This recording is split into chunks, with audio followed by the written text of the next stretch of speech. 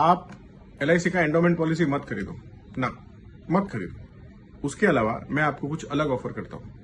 आप एक बॉडीगार्ड रख लो। इस बॉडीगार्ड के साथ हम लोग 25 साल का कॉन्ट्रैक्ट करेंगे। अगर ये 25 सालों में फ्रॉम डे 1 आपको कुछ भी हो गया and you are dead and gone, तुरंत उसी वक्त ये बॉडीगार्ड आपके परिवार को 25 लाख रुपया देगा। और उसके बाद अगले साल से पूरे 25 सालों तक, जब तक ये कॉन्ट्रैक्ट था, हर साल आपके फैमिली को वो साल का 2.5 लाख रुपया देगा।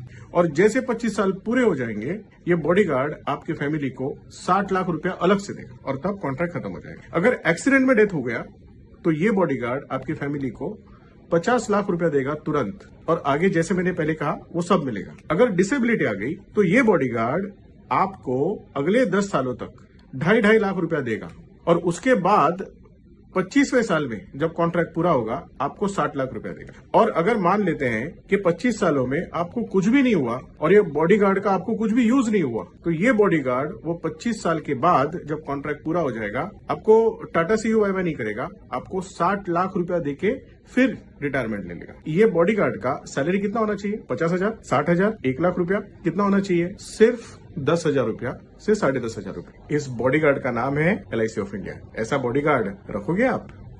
चलो आज एक कहानी सुनाता हूँ। एक हस्बैंड थे, वाइफ थे और उनके 2 छोटे बच्चे थे, लड़का और लड़की। हस्बैंड के घर पे LIC एजेंट आए और उन्होंने उनका 1 करोड़ सम एश्योर्ड का बीमा कराया।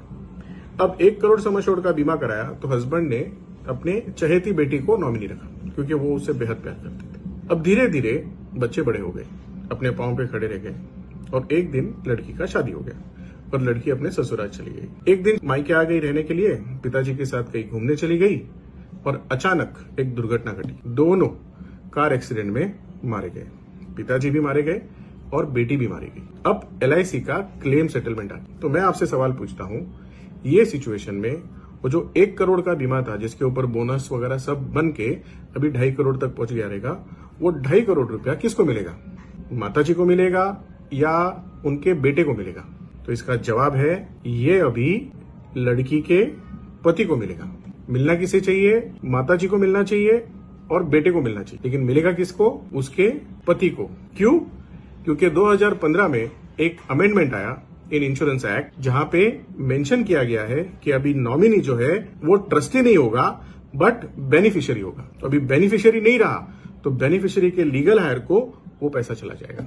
नॉमिनेशन में बहुत चेंजेस आए हैं। गलती किसकी है? LIC एजेंट की गलती है या पॉलिसी होल्डर की गलती है? अपने पॉलिसी का नॉमिनेशन अभी चेक करो।